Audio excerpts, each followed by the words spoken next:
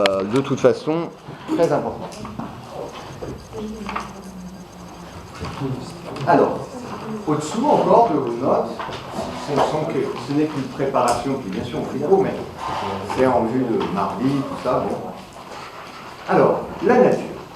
Même approche, a priori, l'entrée indépendamment de tout contexte. On n'a pas encore un sujet de dissertation sous les yeux. Et si ça peut vous rassurer, pour être tout à fait détendu, afin d'écouter ce que nous allons dire, il n'y a pas un sujet mardi où il y a le mot nature. Donc il n'y a pas de sujet, comme on dirait, sur la nature. Bah oui, mais la nature, étant donné que ça se dit physis en grec, ça parle de la réalité, quoi. Bien. En dehors de tout contexte, c'est-à-dire un sujet de dissertation ou un texte d'auteur, d'autrice, le mot nature, a priori, on est dans la question de l'être, dans la question de l'agir ou la question du connaître. Que tout le monde ait sa réponse. Comme on l'a vu récemment, il n'y a pas de bonne ou mauvaise réponse, il y a juste des réponses qui sont plus pertinentes que d'autres, justement pour pouvoir passer d'une réponse à une autre. La nature, a priori, enfin hors contexte, c'est un mot qui appelle une réflexion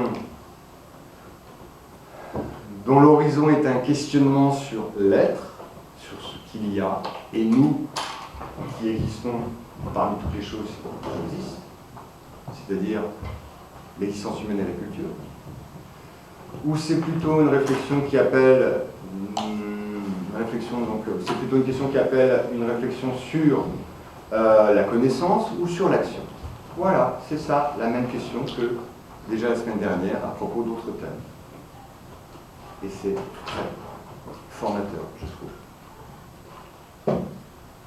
A priori, qu'est-ce que vous dites? Donc, ayez une réponse pas au hasard, bien sûr, hein. Essayez d'avoir un tout petit raisonnement, parce que tout petit en fonction du temps que je vous donne pour réfléchir. Mais quelque chose de l'ordre de préparer une raison, quoi, qui explique votre réponse.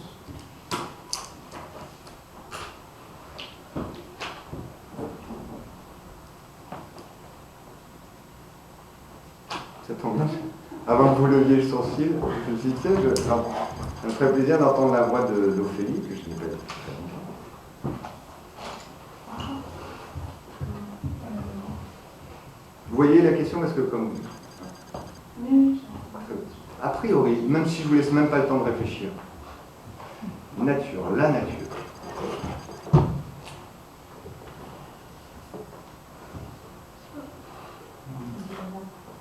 Vous ne penchez pas plus d'un côté que des deux autres? Être, agir, connaître? Non, c'est vraiment égalité. Livre. Allez, c'est parti. Donc, c'est parti du milieu. Chacun donne sa réponse, de préférence, s'il vous plaît, pas au hasard. Mais, allez, intuitivement, vous n'avez pas eu le temps de beaucoup. Tout de suite, vous allez de ce côté-là. On vous écoute. Clémence. Ryan? Je sais pas.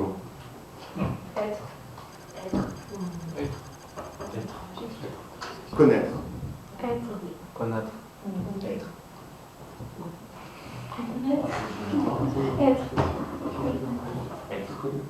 Connaître.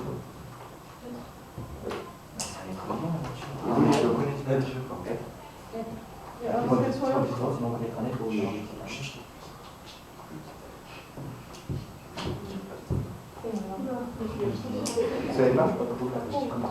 Je dirais agir. Donc, moi aussi je pense que c'est être, et non pas connaître. Pourquoi? Alors, il faut vraiment profiter de ces...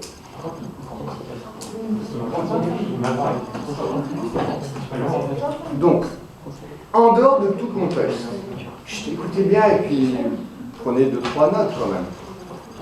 C'est vrai qu'on pense mieux, on se souvient mieux si on écrit, si on transcrit, si on... N'est-ce pas? Donc, en dehors de tout contexte, la nature.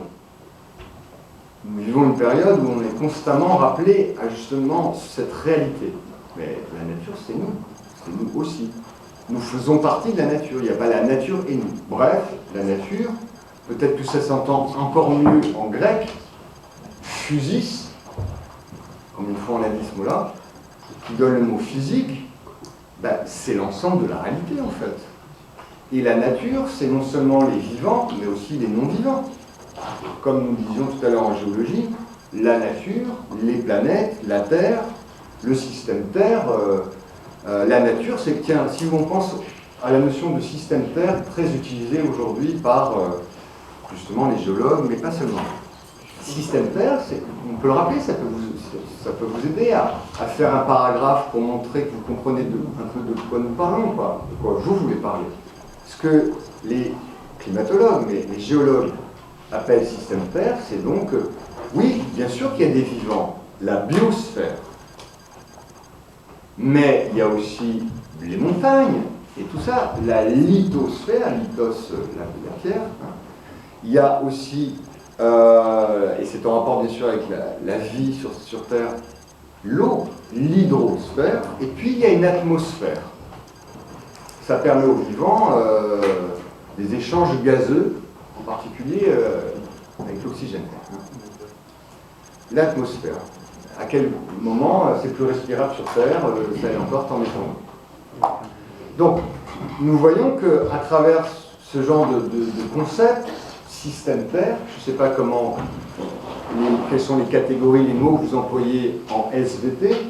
Est-ce que vous employez cette expression, système Terre? Non.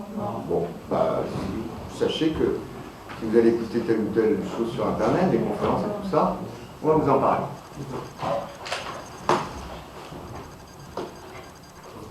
C'est un revolver? Non.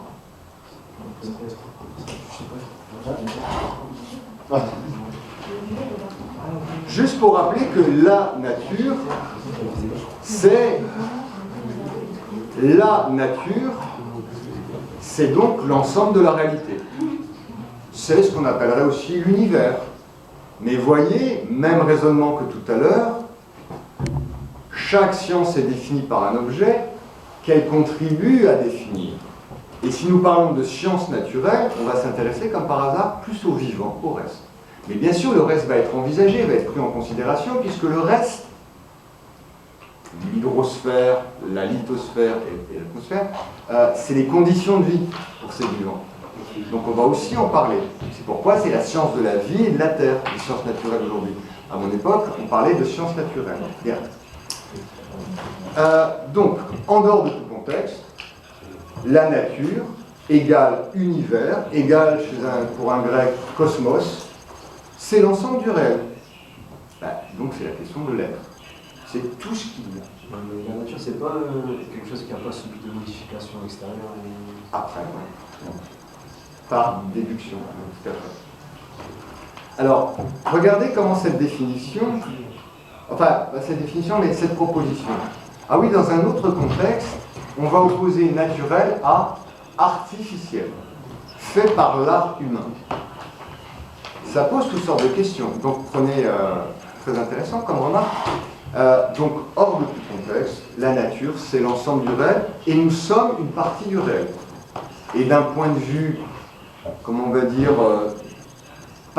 paléontologique et anthropo-paléontologique, on est des éléments du réel très très tardifs. Allez discuter toutes les deux dehors, hein, si vous voulez. Ou allez vous sourire. Non? Vous restez avec nous, très bien. Donc, on rappelle qu'à l'échelle des temps cosmologiques, si on les réduisait à 24 heures d'un cadran horaire, ce genre d'image, mais très saisissante, très sensible, nous arrivons, nous autres humains, éléments du réel, certes, mais une minute avant minuit. Donc, le réel, la nature, la physique, s'est passé de nous apparemment pendant très longtemps. Remarque de l'Iliade, mais dans un autre contexte, on oppose le naturel à l'artificiel. Et il y a déjà un présupposé à cela. Mais si nous nous considérons comme des éléments de la nature, pourquoi dire que quand c'est un humain qui modifie le réel, par des outils qu'il a lui-même créés ou qu'elle a elle-même créés, c'est plus naturel? C'est une grande question.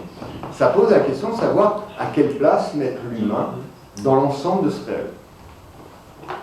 personnellement, mais ça n'a aucune autorité particulière, c'est à vous de faire votre chemin.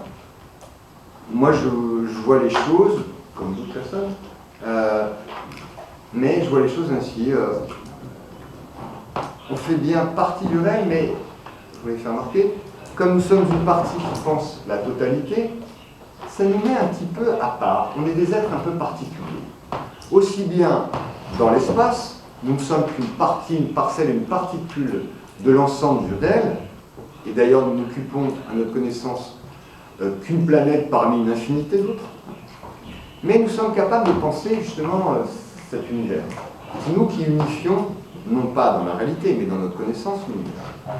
Même chose dans le temps que dans l'espace. Nous arrivons très tardivement, mais nous sommes capables de faire l'histoire, par exemple, de la Terre, avant notre apparition. C'est très singulier comme place. Nous sommes à la fois dedans et en même temps dehors. Ça ne fait pas pour autant de l'humain un être non naturel. C'est compliqué. Donc, pour faire tout à fait droit, justice à la belle remarque de Liliane, quand on oppose naturel à artificiel, et tous les objets créés par l'art humain, que l'on prenne le mot art au sens d'artisanat ou au sens des beaux-arts, artisanat égale technique, artisanat, art, beaux-arts, c'est-à-dire une activité en quête du beau, et non pas le métier. Donc comment s'appellent ces objets créés par l'art humain, que ce soit l'artisanat ou les beaux-arts? Parfait. Et un mot qui peut nous impressionner, mais entendons toutes et tous ce que ça veut dire. Fait par l'art. Point. Fait de main d'homme. Fait de main humaine. Mais pourquoi considérer la main humaine comme étant non naturelle? Ça pose toute la question de la culture. Donc c'est une énorme question. Alors, une énorme question voulant dire, ça demanderait un approfondissement et aussi insoluble. Il faut prendre position. Est-ce que pour toi la culture, c'est un certain rapport à la nature sans être à l'intérieur de la nature, enfermé dans la nature, ou est-ce qu'au fond, la culture humaine n'est qu'une expression comme d'autres de la nature en lui? Bien. Donc la nature, l'ensemble du réel, avec cette grande question qui arrive, justement, la première perspective de notre programme, l'existence humaine et la culture, est-ce que le fait culturel, est-ce que le phénomène culturel est à penser en regard et donc en opposition avec la nature, ou est-ce que c'est une expression de la nature dans notre humanité? C'est une... Déjà, pour arriver à la poser, c'est déjà un effort. Continuons. Il se trouve que le mot nature, en dehors de tout contexte, peut aussi avoir un autre sens, puisque l'IAD a fait intervenir un deuxième sens, il y en a un troisième. On parle du mot nature pour désigner ce qu'est une chose. Il est dans la nature d'une table d'être un plateau, soutenu par 3 ou 4 pieds, disons, et d'avoir telle ou telle utilité. Vous qui avez lu L'existentialisme est un humanisme, sans tout en comprendre, mais vous avez au moins compris ça, c'est à la 3e page, peu importe. Quand Sartre prend l'exemple du coupe-papier, et plus complexe comme exemple, je trouve, moins clair que le coupe-papier, un livre, mais comme par hasard, il reste sur l'exemple du coupe-papier. Qu'est-ce qu'un livre? Qu'est-ce qu'un livre? À quoi sert un livre? Alors que le coupe-papier, bah oui, la structure du coupe-papier est en rapport avec sa fonction. Il y a bien une essence du coupe-papier, il y a bien une nature du coupe-papier. Et si tu me présentes ça, je peux te dire non, c'est pas un coupe-papier. Alors que si tu me présentes un humain à qui il manque un bras et peut-être 2 jambes, ou je sais pas quoi, ben, je pourrais pas dire ah non, c'est pas un humain. À quoi? Quel est le critère pour dire ceci est humain, ceci ne l'est pas? La forme. Il y a des humains qui ont des drôles de forme. Enfin, des drôles de forme par rapport à la commune, aux communs critères. Bien. Donc, le mot nature est sur le blog, vous avez tout un développement sur les 3 mots qui s'appellent l'un l'autre. Nature, essence, définition. Si vous êtes bien avancé dans votre lecture de cours, prenez ce temps-là, ce sera intéressant. Pourquoi c'est intéressant? Parce qu'il y a plein de questions. Tiens, il y a plein de questions, puis il y en a une en particulier. il y a plein de questions qui portent sur mais comment se fait-il que l'humain fasse tout ce qu'il fait, y compris des choses pas très glorieuses, notamment des actes que l'on qualifie d'inhumains. C'est directement en rapport avec le texte de Sophocle qui nous dit que parmi les choses, n'est-ce pas, déina, l'humain il a plus déinon, au sens où c'est l'être le plus transgressif. L'humain est si transgressif qu'il va à l'encontre de ce qu'il est. Et il se comporte de façon inhumaine. Quand on en est là, on comprend que la notion de nature humaine va être très complexe à manier. Parce qu'il n'y a aucun être, a priori, enfin, on pourrait dire, bah, tu n'es pas dans la fourmi, qu'est-ce que tu racontes? Mais, effectivement, en tout cas, nous avons l'expérience de notre propre inhumanité. La preuve, c'est que le droit international reconnaît maintenant, et c'est d'actualité d'ailleurs, par exemple en Birmanie, ou ailleurs, hein, mais vous avez entendu que l'entreprise Potage se retire enfin de Birmanie parce qu'elle a compris, bon, etc. Il y a des gens qui ont entendu la même chose que moi. Donc, le droit international reconnaît aujourd'hui les crimes contre l'humanité. Effectivement, on ne va pas soutenir économiquement une junte qui perpétrer des crimes contre l'humanité tous les jours, quand même. Oh, c'est quand même une façon de se faire de l'argent. Oui, mais quand même. Il y a des limites. Donc, l'humain est un être qui a dû inventer, dans ses dispositions juridiques, quelque chose pour aller à l'encontre de cette possibilité humaine, c'est-à-dire d'agir à l'encontre de ce qu'il est. Un chien, un chat, même un lion, même une araignée la plus répugnante aux yeux de quelqu'un, hein, parce qu'une araignée est répugnante en elle-même, je ne sais pas, elle fait ce qu'elle a à faire en tant qu'araignée. Les autres vivants ne vont pas à l'encontre de ce qu'ils sont. Ils ont une nature, ce qui les détermine dans leur mode de vie, notamment dans leur mode d'alimentation et dans leur mode de reproduction. S'il fallait vraiment simplifier notre façon ma façon de dire, on pourrait résumer en disant bon, l'humain c'est vraiment un être qui peut faire n'importe quoi, y compris quelque chose qui va à l'encontre de l'humain.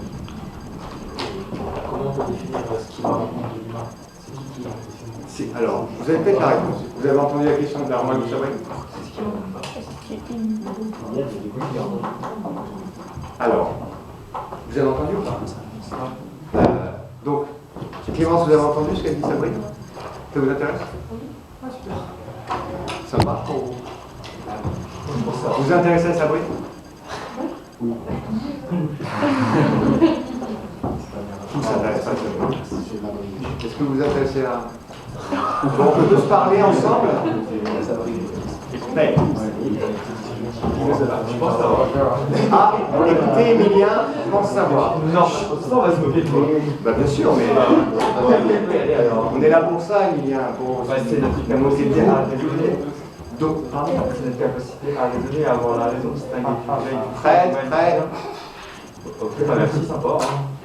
Bah, vous ne répondez pas à la question de Fabrice, je crois. C'est pas ce qu'on dit. Fabrice demandait, mais quels vont être les critères pour dire que là, tu te comportes de façon humaine et là, tu te comportes de façon inhumaine? C'est ça votre question, je crois. S'il n'y a pas de nature humaine, question très très importante. Et là, vous dites, en fonction de notre cap. Alors oui, peut-être, ça y est, je commence à comprendre votre réponse. Allez jusqu'au bout alors. Ça dépend de notre façon de raisonner. Alors on peut tout démontrer, c'est-à-dire, de mon point de vue, par mon raisonnement, là je trouve que c'est inhumain, et quelqu'un d'autre dira non, selon ma façon de raisonner, c'est parfaitement humain. Dans les trucs aussi. Au passage, je profite de cette remarque faite par Emilien pour vous rappeler, c'est un autre sujet de bac.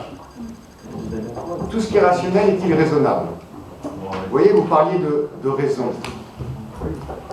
Justement, il y a ces deux mots en français. La rationalité, et ce serait bien d'être raisonnable aussi. Qu'est-ce que tu fais de ta raison? Ça, c'est sur le plan moral, sur le plan politique. Ce n'est pas celui auquel je pensais pour mardi, enfin, un des deux sujets, je vous rassure. Mais tout ça est en rapport. Et quand vous dites, Emilien, c'est en rapport avec l'exercice de notre raison qu'on va définir des critères, c'est bien de penser. Mais je trouve que... Donc, qu'indique l'acte humain, c'est selon ces paramètres de ce qu'il pense d'un humain, donc son existence, et qu'on se base par rapport à l'essence. Ah mais on est en train de dire qu'il n'y a pas d'essence déjà donnée.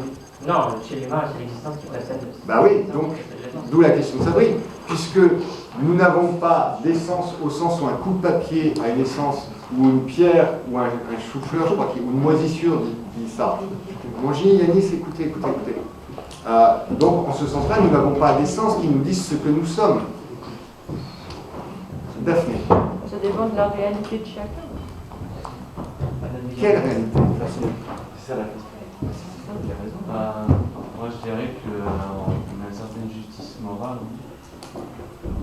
Ah ouais, mais Sabri et moi, je vais vous dire, on va vous dire, c'est amoral. Et moralement, je trouve ça inhumain, ou au contraire très humain. Et après, pensez à des situations historiques bien concrètes, hein, où il y a des millions de gens qui se comportent de telle façon, et quelques années après, on dit ce à quoi vous avez contribué, ça s'appelle un crime contre l'humanité.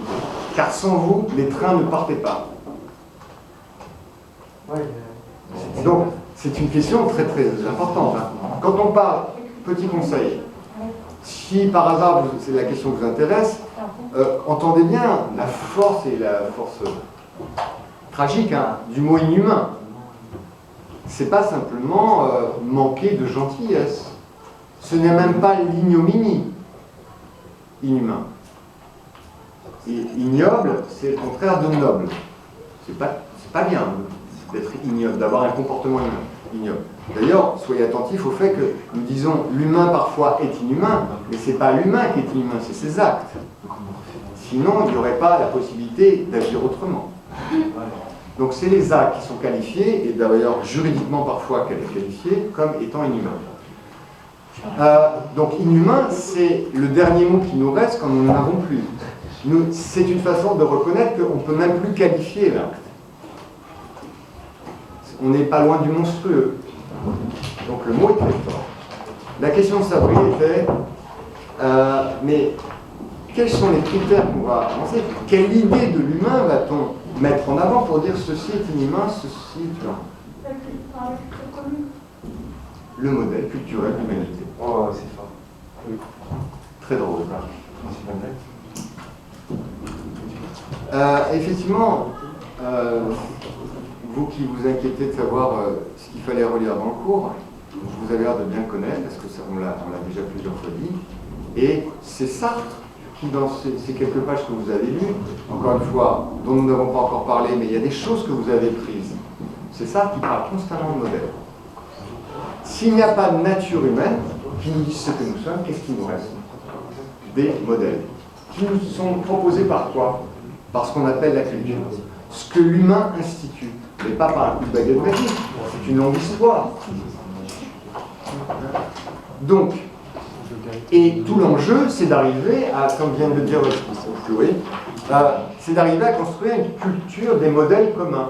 Par exemple, le droit international, c'est la possibilité que, je ne sais pas combien il y en avait au lendemain de la Seconde Guerre mondiale, je crois qu'aujourd'hui il y a 193 États, c'est la possibilité que 193 États, maintenant, mettront-ils à exécution ces belles déclarations? Ça, on ne peut pas savoir. Mais, en tout cas, il y a des déclarations communes qui rassemblent. Et là-dessus, on va tomber d'accord sur le fait que, voilà, nous convenons ensemble, ça s'appelle une convention, le mot est très beau, convenir vient de venir, quand même, nous venons ensemble là-dessus. Est inhumain un acte qui porte atteinte à, etc. Est inhumain, par exemple, comment est-ce que je peux vous dire autrement que rendez-vous service, écoutez. Allez, vous profiterez mieux des 4 heures bientôt. Donc, sinon vous allez dire, ah, je ne sais pas comment faire, tout ça, c'est dommage. T'avais tout ce qu'il fallait pour. Je pensais que ce qui est inhumain, c'est par exemple, on avait demandé à Claude Lévi-Strauss d'apporter sa contribution sur la question du racisme. Et il a écrit un texte qui s'appelle Race et Histoire.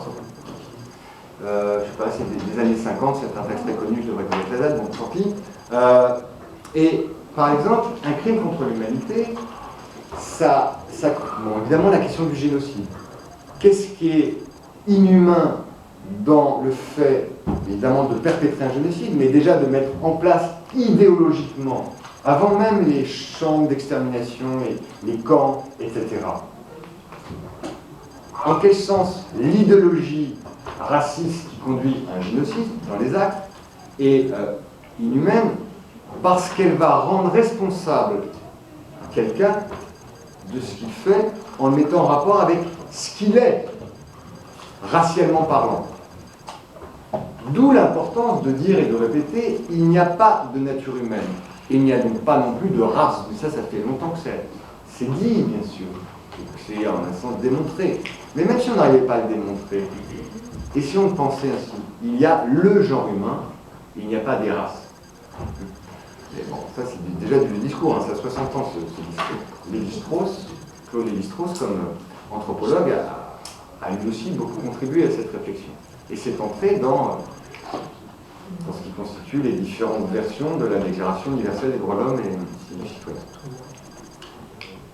Alors, le mot nature, je ne sais pas si vous avez d'autres remarques, mais le mot nature est pris finalement dans un sens un peu particulier quand il signifie à peu près essence, quand il signifie à peu près définition de ce qu'est une chose.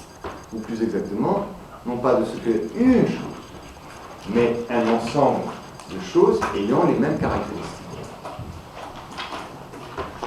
Alors, ce qui est un peu curieux, dans l'emploi du mot nature au sens de essence, c'est qu'on en arrive, c'est le premier exemple que moi j'ai pris, et que Sartre prend, par exemple. Moi j'ai pris l'exemple de la table, il prend l'exemple du coupe-papier. Dans la nature, il n'y a pas de coupe-papier. C'est un objet, un artefact, comme disait Emilien. La table, pareil. Et on en vient à employer le mot nature pour dire ce que sont certaines choses, une table, une chaise, un coupe-papier, un stylo, une grue, ou tout ce qu'on voudra, un cargo, la nature de cette chose. Mais il faudrait déjà dire, c'est un objet qui ne pousse pas tout seul. Hein. Il a fallu la technique humaine pour que cet objet-là apparaisse. Donc en toute rigueur, le mot nature ne devrait pas être employé pour des artefacts. Petite remarque au passage. La grande question pour nous, c'est nous sommes des parties, des éléments du réel qu'on appelle la nature, l'univers, le cosmos. Bien. Et nous sommes des êtres à propos desquels certains auteurs, certaines autrices, dont Arendt par exemple, disent qu'il n'y a pas de nature humaine. La nature, en tant que force créatrice, à l'origine de tout ce qui est naturel, une montagne, un océan, un arbre, une pâquerette ou tel insecte, la nature aurait donc engendré, surtout si on pense que tout ça est le fruit d'une évolution naturelle, aurait donc engendré un être qui n'a pas de nature. C'est très problématique à penser. Vous dites, c'est incohérent. Ben oui, mais en même temps, c'est ce que nous constatons. À savoir qu'il n'y a que l'humain qui fait les sciences de la nature, par exemple. C'est un être à la fois naturel qui peut penser la nature. Donc Arendt, dans un texte qui est sur le blog, mais bon, je n'aurai pas le temps de dire tout ça, mais je vous le fais en résumé. Arendt écrit en anglais, hein, c'est pas la condition de la moderne, c'est comme vous savez, on l'a déjà dit, The Human Condition, la condition humaine. Et dès les premières pages, elle dit « Je parle de condition humaine parce que justement, je ne peux pas parler de nature humaine. L'humain n'a pas de nature. » Et puis les Sartre et les autres. Hein. Dans les 15 textes que vous avez, dont on parlait tout à l'heure, parce que Mehdi posait une question sur le texte d'Aristote, vous avez le texte de Pic de la Mirandole, qui est un Italien, vive l'Italie, qui écrit au XIVe siècle et qui est confronté à ce problème. Et là, c'est d'un point de vue religieux. Pourquoi Dieu a créé une créature comme celle-ci, qui n'a aucune nature? Eh bien, la réponse est il a créé l'humain en lui donnant la liberté et la raison pour pouvoir penser la beauté du monde créé par Dieu, etc. Bien, on se retrouve lundi.